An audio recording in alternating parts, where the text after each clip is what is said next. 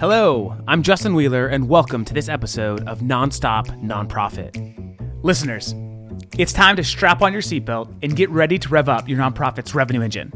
Today, we're talking to a friend and colleague, Deborah Barge, the Chief Development Officer at Big Brothers Big Sisters of America, an organization that you may have heard of.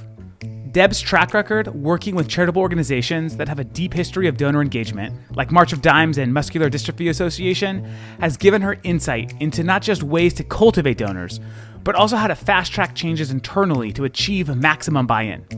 And that's not all Deb came to talk about. One of the things that brought Deb to Big Brothers Big Sister was the pedal-to-the-metal way justice, equity, and inclusion are infused in everything they do, from the CEO on down to the youth they mentor, and how they've shifted gears thanks to COVID. Hold on tight, because this is a wide, and we mean wide-ranging conversation that follows its own roadmap from professional topics like nonprofit revenue generation and donor cultivation to Deborah's personal insights on the future of our youth and fundraising as a woman of color. Let's dive in. It is your number one priority to ensure that your business can continue to deliver on its mission, whether it's this year, next year, and beyond. I'm always so baffled when I do webinars. There's always somebody at the end who raises their hand and says, I'm the development director. Should I have access to the budget? I'm always like, yes, you've got to know that. The best thing that we can do is just raise as much money as possible and then give it to the people around the world. If you're going to be sustainable, you have to have a multi-channel strategy to reach all of these different generations of donors, however they want to be reached. The best thing you can ever do as a nonprofit leader is spend as much money as possible on your story. And it snowballs like any peer-to-peer campaign. The more people that view this content, the further and further it grows. Then you're doing it wrong. Okay. That is unacceptable, and that is not the way to run a board. The more nonprofits can give their donor base that experience of the impact that's being made on the ground level, there's nothing else that you have to give someone.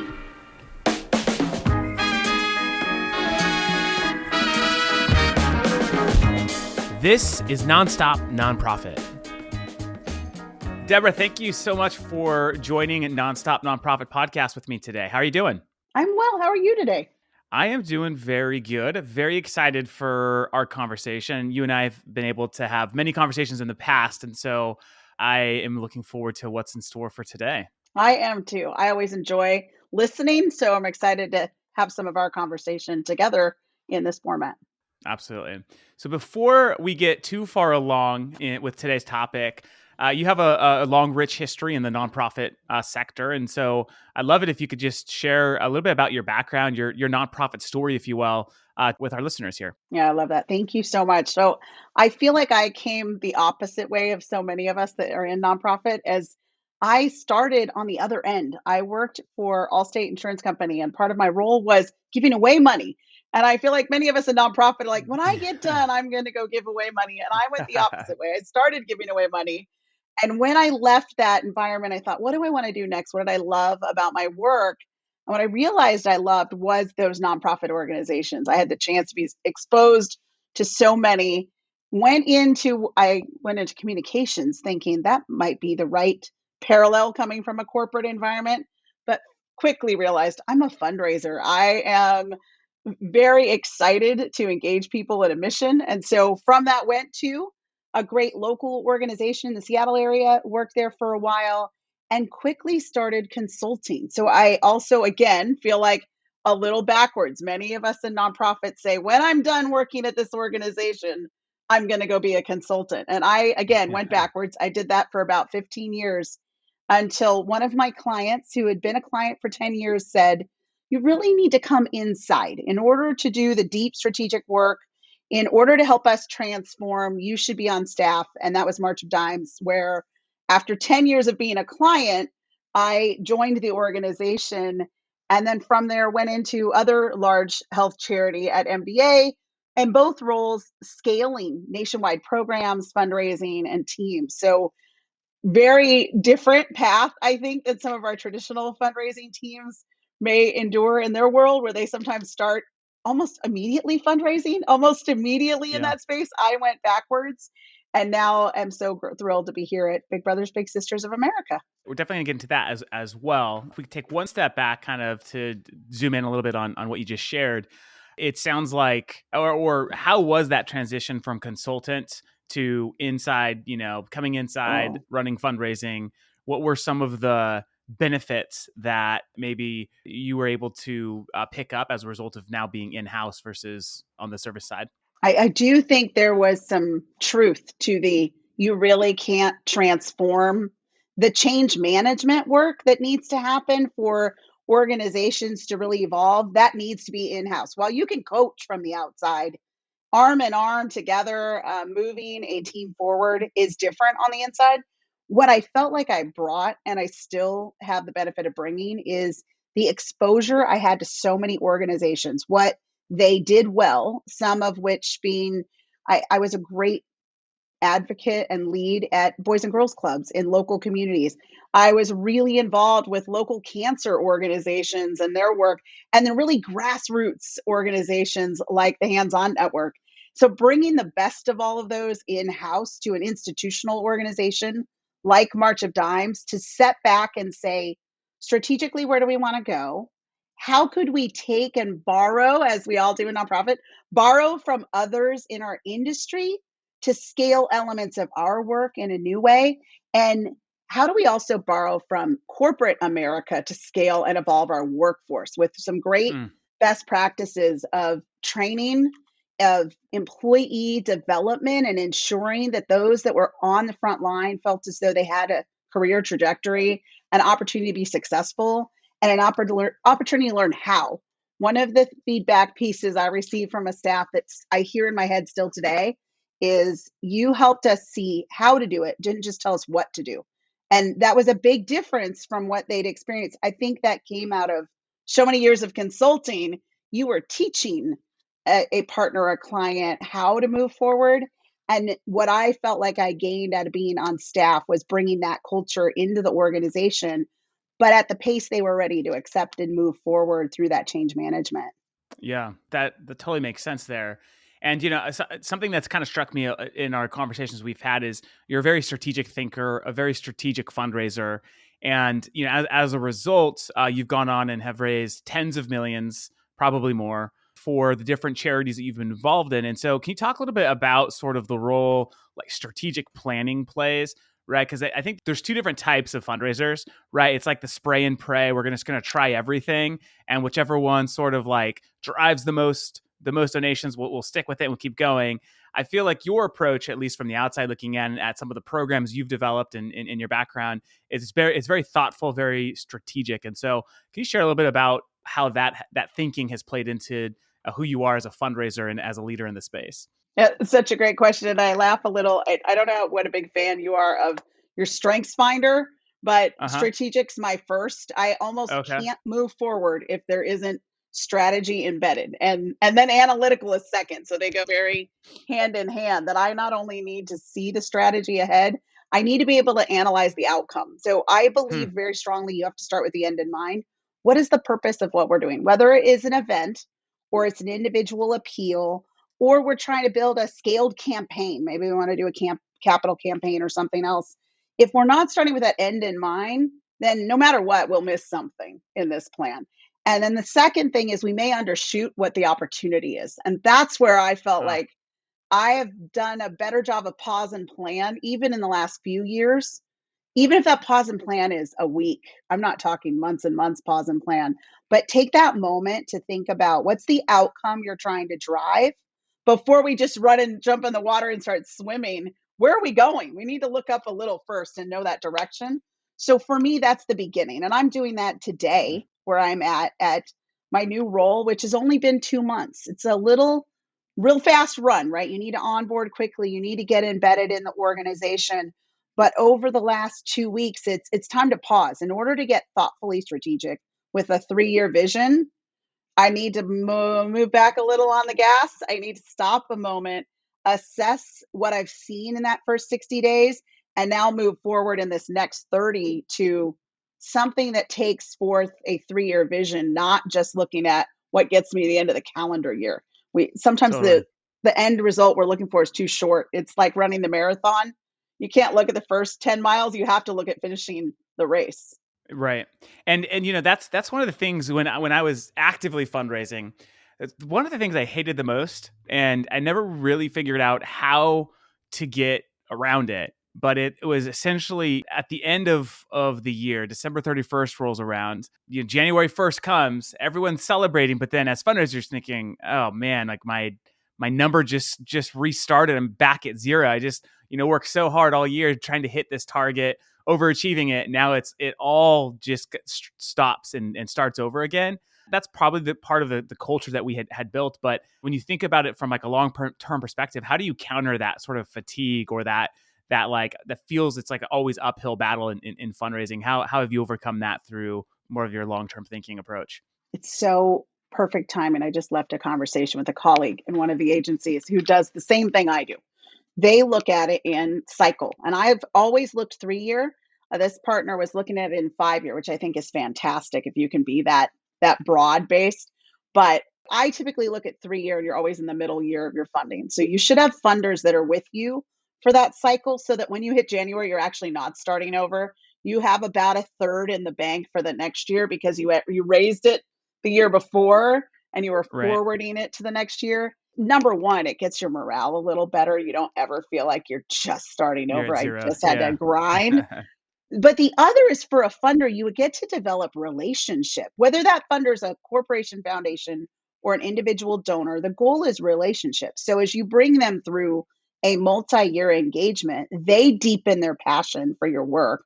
They start to see their investment come to life, and you get to ensure the work doesn't stop. One of our challenges as nonprofits, whether we're funding research or like us, we're funding direct relationships out in the communities, we can't stop because the calendar flipped and the dollars stopped coming in. We have to make sure that's sustained over time. So I believe really strongly in that cycle of fundraising where you're looking for a third continuing that have already been committed to that multi-year, a third renewing. They may be cycling because of their fiscal year and their parameters, and then a third that you're looking at is new or Yeah. expansion, growth, something different. But it helps the tone of the staff not feel as though you're there. Totally. And then it helps also, again, deepen that part of partnership, so that for all of us, there's going to be a moment when we need to ask bigger and bolder. If we're doing that every year, if you compound over 3 years, you have this group of funders who are deeply engaged, who've been with you for a little while. And when you have the big, bold idea that you need champions around, you have a pool. They're finally Yeah. there. Or for many of us, when you have COVID, you have somebody to go back to and say, help us keep going. Totally. Yeah. Man, so many good things that were just, I was like 10 LinkedIn posts right there that I could just think about, such good content. And we could do a whole podcast around sort of that 3 year cycle. I think that's super fascinating. Something else you mentioned that I wanted to come back to is you talked about when we're moving too fast, sometimes the opportunities could become smaller just because we're not really thinking through the big picture. And I couldn't agree with that more. I think like a lot of times people confuse scale and growth for speed. And those two things are not dependent on one another. You could scale and grow without speed, or vice versa. And I remember, thinking about there's this opportunity we had when I was at Liberty North Korea with a major donor who had just started learning about the organization and wanted to contribute about 25 grand, which was well under the capacity of this individual. And I actually did something that I've never done before, and I asked the donor, I was like, actually, hold on to the money before you give. I want you to learn more about the issue. I want you to learn more about how we're addressing it. I'd like to come spend some time with you. This individual was, out in Europe, and went and spent some time, built a relationship, and ended up giving 250,000 instead of his 25K. And I think that's an opportunity, an example of, sometimes when we go too fast, we miss the bigger opportunities. And I love that you pointed that out and highlighted that, whether it's for event fundraising or just major donor, development. I think there's just a lot to really unpack there. It's always, have you ever been in a situation where someone said yes too fast? You leave that conversation, you went, I didn't ask big enough. That is such a great Exactly. example that you shared, because you gave them the chance to deepen that passion and that relationship, but you also didn't leave saying, oh, I should have waited and gone further because they can do more. Yeah. And it's hard. I mean, it's hard. Obviously, you have to get to know individuals and understand those types of things. But yeah, interesting. Okay, so you recently became the chief development officer of one of, I'd say, America's, favorite charities, Big Brothers Big Sisters of America. So tell us about your new role as the CDO and what you're hoping to accomplish in the position. Oh, thank you. It is the most fascinating organization to look historically at, and yet just as relevant from its founding over 100 years ago as it is today as a mission. The organization, Big Brothers Big Sisters, is focused on one to one relationships, mentorship. Every young person deserves a mentor in their corner, someone's championing for their success. And what I love about this organization is while we are well known across the nation, our work today couldn't be more relevant as youth. 1 in 3 youth are missing that active role model mentor in their lives today. And we Hmm. think about the last year and a half, and we talk a lot about what the loss of education has meant, but 20% of our youth have lost their mentor over this time. They've lost that Wow. person who's on their side that's not a parent or guardian, really supporting their success and being a champion for them regardless of situation. What I love about Big Brothers Big Sisters, and part of my choice was to be, as a woman of color, in an organization that speaks to the community in which I am from and of. And I think it's really important that this organization thrive today for Hmm. our youth of tomorrow. It is where we are. What is exciting is I think people are realizing the investment in our youth is crucial and the investment in mentorship is crucial. And as an individual, even for you as a person and me as a person, to talk about, I'm where I am today because of the people who stood along and were models for me, where I could see myself in another. I was supported by someone outside of my parent or guardian. You can do this. You could achieve more. You should try for those coaches and those mentors in our lives at key phases of life, not just at, age 12, but at age 19 as well, when I'm trying to decide what's after high school. Those mentors are crucial. And it's part of what's got me so excited about this work.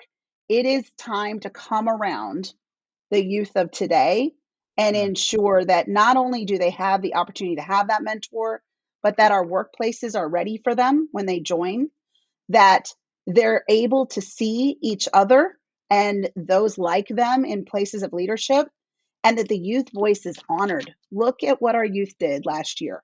Look at what our younger generations led in social justice. And with an organization that serves over 70% BIPOC youth, we are listening to that voice every day. And what we are doing is creating allyship across young people and their mentors who are not 70% BIPOC, candidly. So we're creating this inclusive environment, Hmm. building between diverse communities to ensure that our young people can thrive. So we look at it as how we were founded, and what we do today, and we call it Jedi. We were born out of the justice system to build equity and inclusion through these diverse communities mounted on mentorship. And it's Hmm. working. It works today and it worked 100 years ago. And it's what I think is going to help us move forward as a nation in a meaningful way. Wow. Yeah, I mean, to think about, I mean, it's so much there. And, one of the things that stood out when you referenced it, I was going to ask a little bit about Jedi because I was looking into that, and it seems to be not as much about the culture today as you said during its founding, which really, I mean, makes, Big Brothers Big Sisters of America incredibly relevant, especially for the time we're living in, when corporations and individuals, are really examining how do we become more inclusive, how do we get better at these and very important topics today. And in many ways, Big Brothers Big Sisters is an example of how that can be done, really from the top down. And so, I know you've only been there for a couple months, but is this Jedi concept, is it something that it's a core value where every employee understands the importance, and it's what we really, it's become a mandate of the organization. That's what it seems like from the outside, reading it more about it. But from your experience on the inside, is that how it is as well? It's that and more. It's embedded and infused in every one of our programs. So you don't have a program like our workplace mentoring program that doesn't have Jedi infused in it. You don't have our Big Futures program that's really focused on growing services for those up to age 25, because guess what? We're not done developing just because we graduated from high school. We still need those mentors. It is in our programs that serve little girls and what they want to be as they age. So it is embedded in every program. It's embedded in us as a workforce. It's a curriculum of training that we share with our bigs to make sure that they're bringing that to our littles. And then in our entire network, all the staff are participating in. It is who we are. It's less of a check the box. It's authentically who we've been and who we Yeah. continue to be. And we make sure that it is what we live and breathe every day. I wonder too, I mean, this is not on our list of questions and maybe a little personal, so feel free to feel obligated to answer it. But I'm curious, in your experience as, woman of color fundraising and being, in this space for as long as you've been, like the challenges that you've encountered as a woman of color, fundraising, and then finally finding a home at Big Brothers Big Sisters, which feels like it has an environment where that's of empowerment. I'm just curious, is your journey, how that has been, and how this sort of your new position, how it's potentially been a refreshing look at the industry from a different perspective. I don't know if that made much sense, but It yeah, I wanted to, totally yeah. does. And candidly, it's why excuse me, it's why I looked for another role. And you are spot on. This is a journey.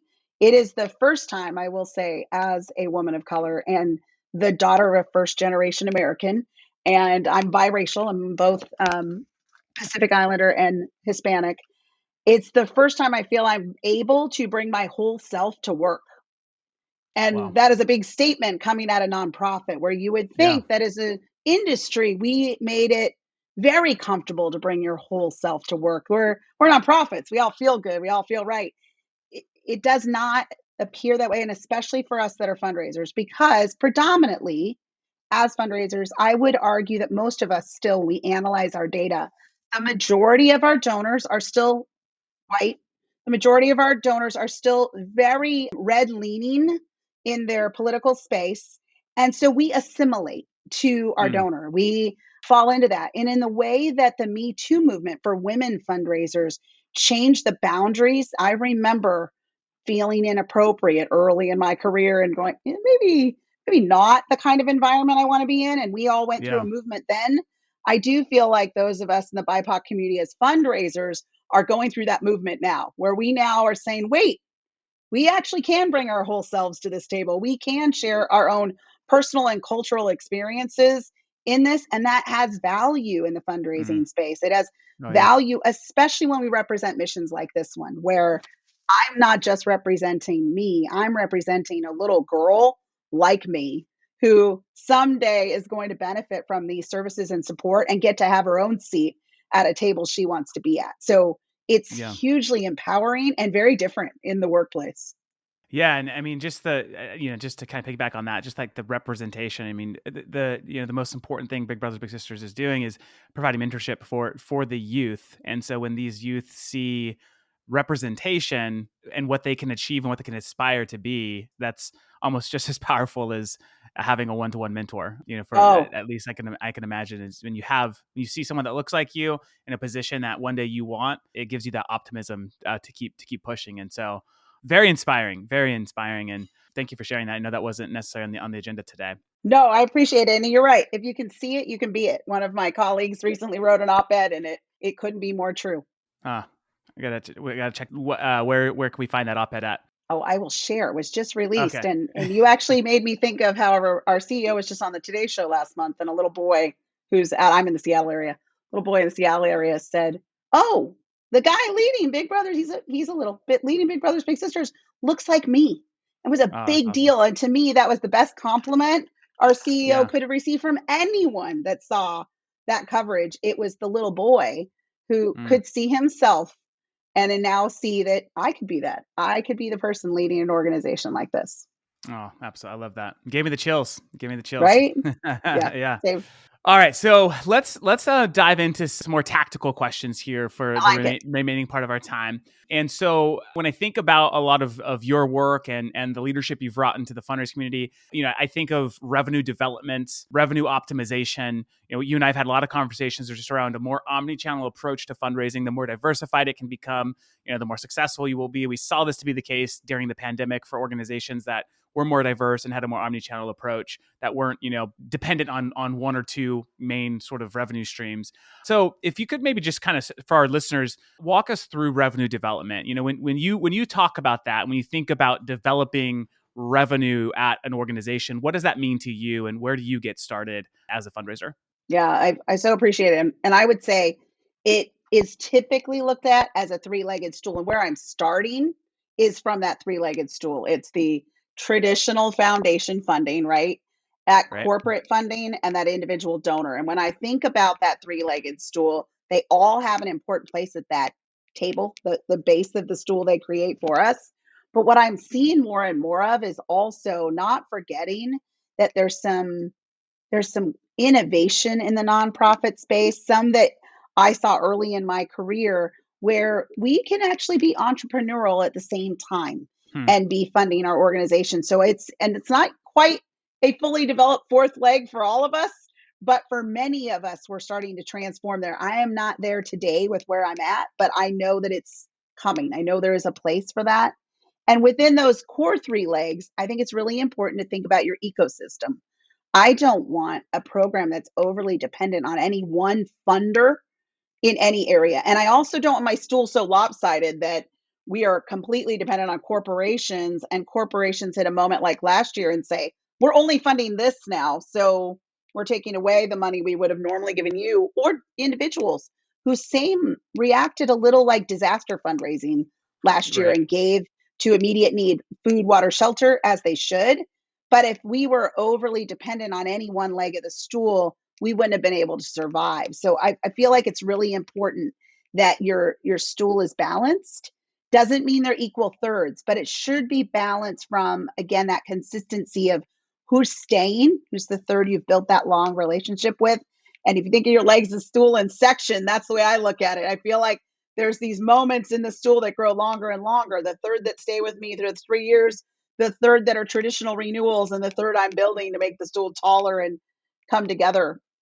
I feel like that individual space is where there's some great innovation and Hmm. chance for us to evolve as an industry from peer to peer to gaming to now there's even more, I think, to come in NFTs and Bitcoin. As we see that evolve, we need to be ready for that space. In the way in the old days, you'd be ready for stock. And I think we have to meet young people where they are. I came from two legacy organizations prior, both in your homes as children, that taught you what philanthropy looks like. And Yep. so now we have to think about what's teaching today's youth what philanthropy looks like and how are they giving at age 10 or 11 and what's that going to mean when they become 25, 35? How does that change their habits? So I feel like that individual leg is innovating at a pace that we all probably feel like we're behind on. Right.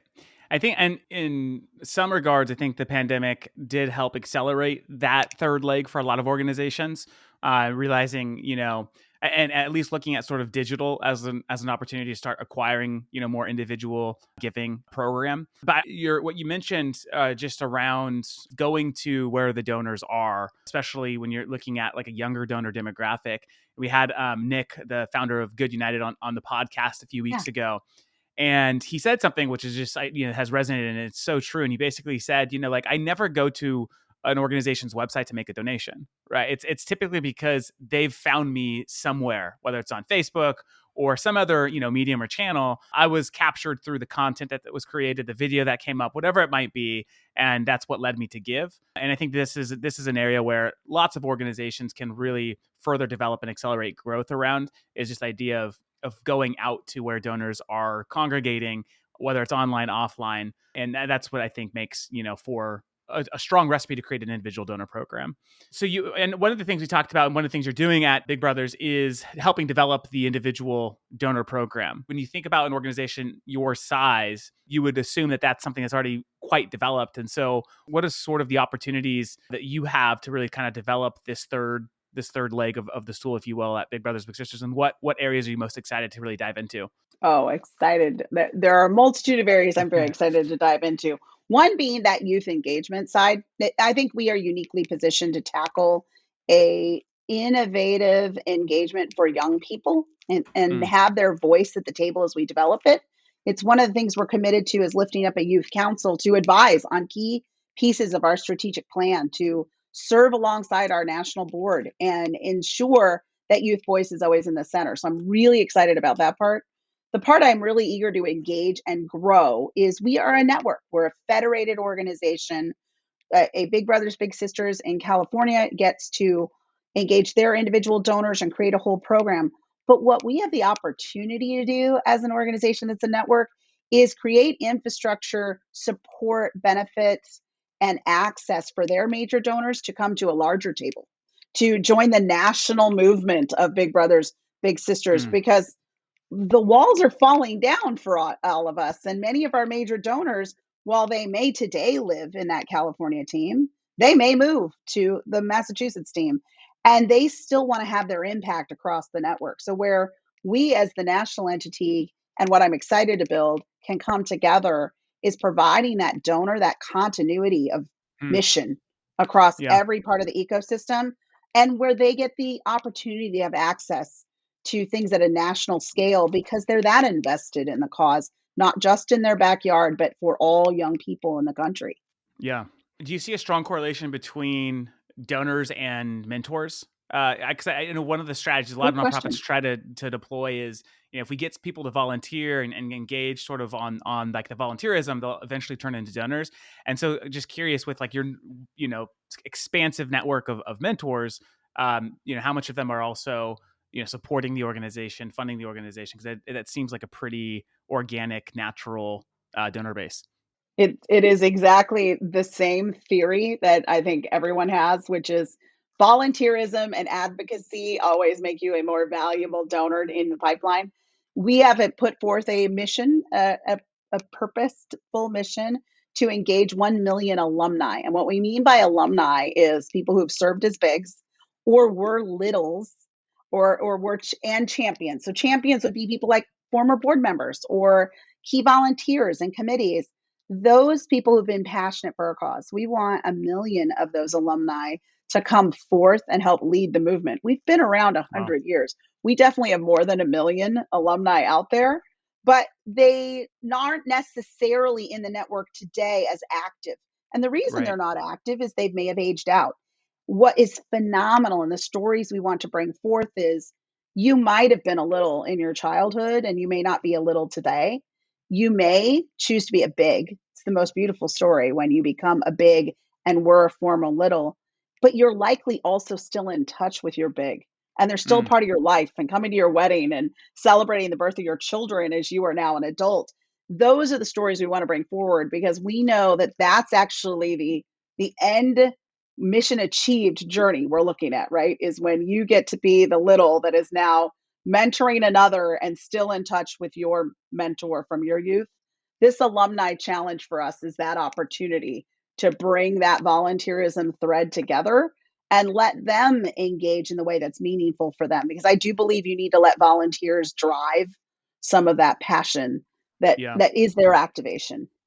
It's like the perfect segment of supporters to build a strong recurring donor program. 100%. And I feel like you guys have a network. You could build one of the largest recurring donor programs in the nation based off of kind of that. It's such a value when you have that experience.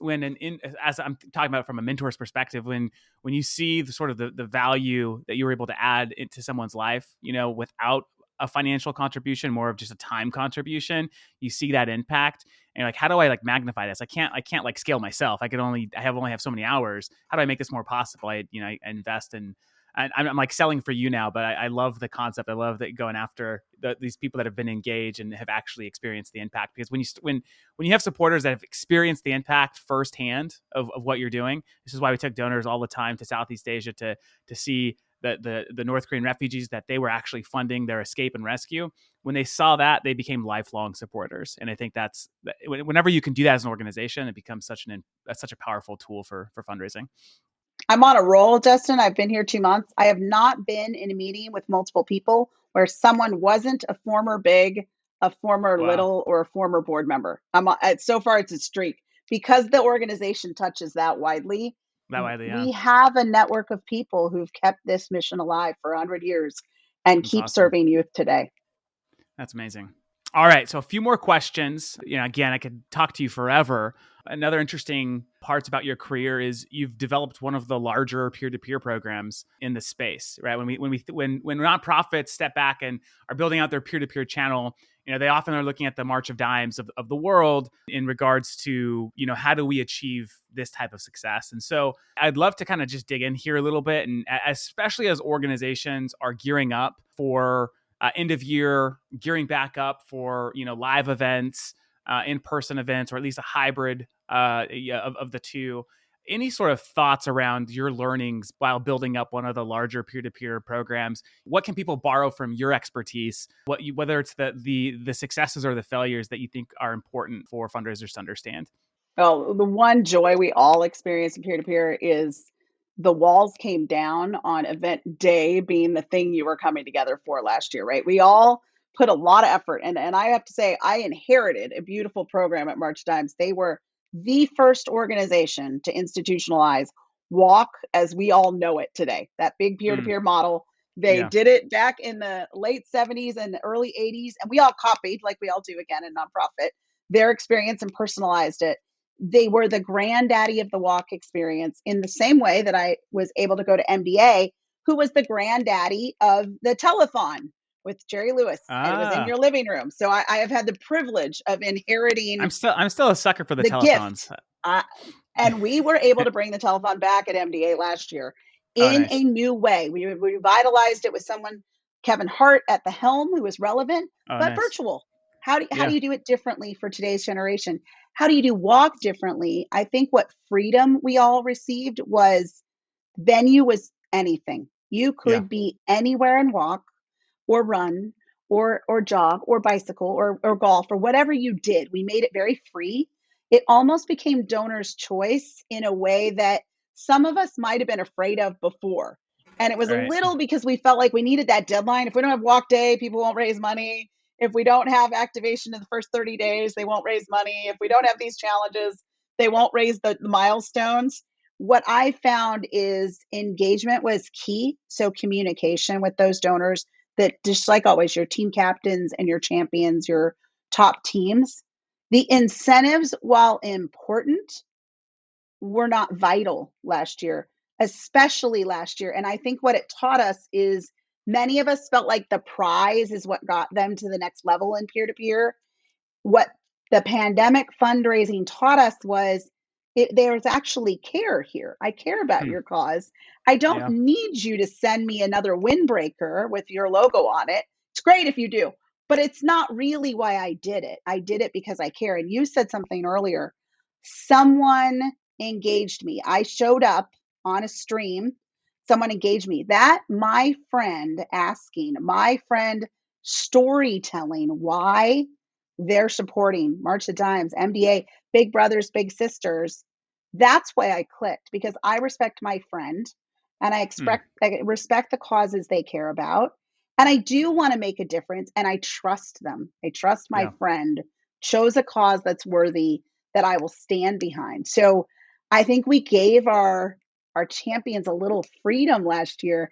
And I see many of the big guys letting that continue, Yeah. thinking about a new way to keep peer to peer going that isn't so rigid about what day of means and what the Hmm. activity means for the participant. I think the same thing's happening in breakfast galas, luncheons. Yeah. Some hybrids going to continue. We are not going to go all back to a ballroom of 1,200 people. We're going to keep being hybrid for a while. Yeah. I mean, where I'm a board member at this organization I mentioned earlier, Liberty North Korea, and I'm on the gala committee helping plan the galas this fall. And, regardless of what happens with, this new Delta variant, whether it means we have to go, completely virtual, in the best case scenario where that's not the reality, and we could have these events, we're still actually optimizing for a virtual audience. And I think this is really the future of live events. Instead of having 300 people, see your programming that you spent a lot of money and time on, why not 10,000 people or 100,000 people, however many as possible? And so I love this idea of like opening up events, making them more accessible for all demographics, and also seeing decentralization of peer-to-peer and it being able to be along, people's schedules.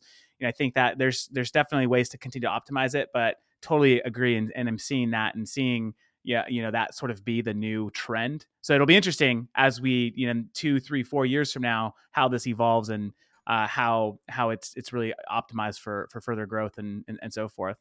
I agree with you. I feel like we were given a gift last year of innovating and letting go of old things that maybe we held sacred in those event models that we Yep. were given permission to let go of and now try something new. And we don't have to go back. We get to go forward. Totally. The fear is, and even when we were discussing this on the board, the fear that many of the fundraisers had was, around donor cultivation. Well, like this is how we cultivate major donors. And so, I Right. mean, outside of well-run events, what are your thoughts around cultivating these major donors around experiences or other opportunities for engagement? Have you found new ways or new strategies to better cultivate? 100%. And I feel like I've seen all of us do such a great job. Here at Big Brothers Big Sisters of America, one of the things we lifted up was we use Facebook Live like everyone else is, and we lifted up a new resource called Race, Relationships, and Resources. It's open to anyone, but we use it as an opportunity to go to major donors and say, please join this forum. Listen in. If you can't listen live, here's the link. And then I'd love to have a conversation with you about what you heard, because now we've created dialogue. We're not Yeah. just saying, look at my show on the stage, which is what the event is, and it is what this forum is, but we're actually creating the door open to have the next meeting. I love I that. always say that our goal is always for the next conversation. It's not just for Yeah. today, it's to keep talking. Yeah.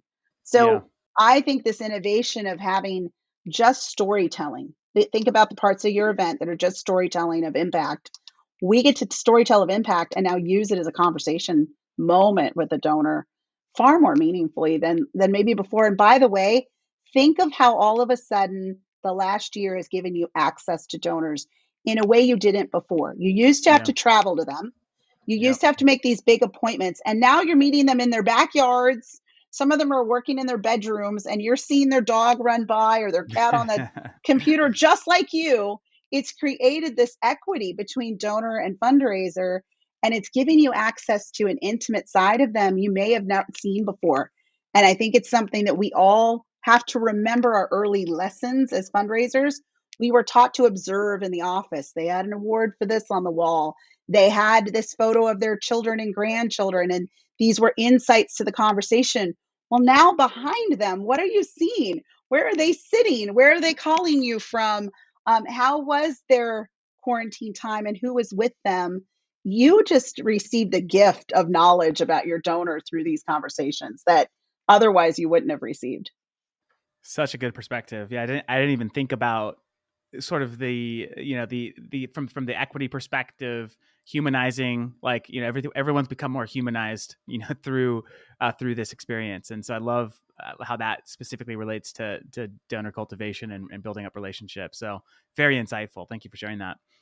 Two more questions. We're running a little late, and so hopefully we're okay here on your time schedule. We're good. Something that and this again makes a lot of sense. You talked about strategic and analysis being some of your top strengths, and so you talk a lot about using data, responsive data, to create donor-centric teams.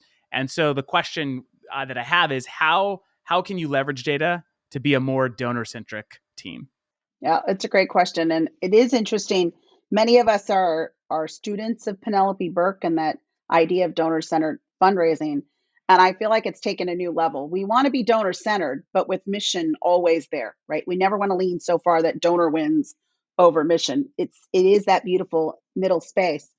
But what we are able to do now with data in a way that I don't know that we were able to even 5 years ago is tell our story of impact in more real time. So here at Big Brothers Big Sisters, we take, for example, a youth outcome survey every single year. And our youth tell us, and the mentors share their feedback in a separate feedback system where we can see if we're making progress in real time. We're not waiting until you have graduated high school and are now that adult we talked about earlier. We are now seeing that you feel in 10th grade, you are on track for a path to graduation and a plan for your future. And you can say that confidently, and we can see it progress through your journey with us. That data goes then to the donor to say, donor, look at how your dollars are making an impact on children today. And look at how we're able, even through the pandemic, to maintain connection with our youth. And they still feel confident in spite of this learning loss we spoke about, in spite of this time alone. They still feel confident. They have a plan for their future. That, for a donor, is the kind of impact they want to see. And that means that they see the difference their dollar is making. They don't need to see what does every dollar do. They need to see how's the real change happening. And this has given us the chance here to get away from $1 means X to your gift is changing this life in this way. Got it. Makes a lot of sense. And so the sort of the data kind of supports how that change is happening, what's happening, and therefore, it makes your team more donor centric because you're able to relay the impact in a much more articulate way back to the donor, where they feel that, hey, this was a really great investment of time and money into this mission. I can actually see the results that are being driven, and I understand where the organization is going. Love it, absolutely love it. All right, so I have to ask this last question just because we are turning the corner here in Q3 and gearing up for a very busy end of year giving season, regardless of whether you're on the fiscal year, calendar year. So any advice for organizations as they gear up for Giving Tuesday, end of year, any advice that you would give as nonprofits navigate this busy season? What works still works is one. Meaning what worked before pandemic of matching gifts work, good communication and good storytelling still work. Those are still very important. But the other is continue to be bold. What all of us did as fundraisers last year, we lost our fear of asking because it was vital for our organizations to stay open. It was vital for the mission that we asked without fear for a donor to join us, to be at our table, to rise to the occasion. No gift was too small. No gift was, not important enough to pursue. That is still where we are. And we shouldn't lose that boldness because our missions across the industry matter. We are making social change. We are driving innovative research. We are the people who are ensuring our youth have these opportunities to see themselves in their futures. We are doing all that work in philanthropy and in the nonprofit space. So don't be afraid to continue that boldness that we had last year. There's some things that we should hang on to. Absolutely. I love it. And I think, that what I'd add on to that is the incredible service you're providing the donors by allowing them to give, the way it makes them feel about helping and being a part of something bigger than, you can't buy that, and so as fundraisers, you are really the gatekeeper into helping donors feel a lot better, which, not to make that, I don't not want that to be, taken necessarily out of context, but it's an important motivator of why a lot of people give. And it's an important, as a fundraiser, that's an important responsibility to have in my opinion. And so I had a mentor say to me, it's an honor to be asked. And we all have to remember the way you just said that is an honor for that donor to be asked to give a gift. And we give them that honor. Absolutely. Yeah. That was a lot better articulated than how I did That's why I stole it from a mentor. Well, Deb, thank you so much for your time and just all that you shared. Really excited to continue our conversations outside of the podcast, but thank you for just giving us your time today and sharing your insights and your experience. We really do appreciate it. Thrilled to be invited. And thank you for hosting the podcast. Many of us in the industry listen. I like to hear from each other, so we appreciate the forum. Absolutely. We'll keep it going then. All right, Deb, have a great day. You too. Thanks so much. Bye. Thanks for listening to this episode of Nonstop Nonprofit. This podcast is brought to you by your friends at Fundraise, nonprofit fundraising software built by nonprofit people. If you'd like to continue the conversation, find me on LinkedIn or text me at 562-242-8160. And don't forget to get your next episode the second it hits the internets. Go to nonstopnonprofitpodcast.com and sign up for email notifications today. See you next time.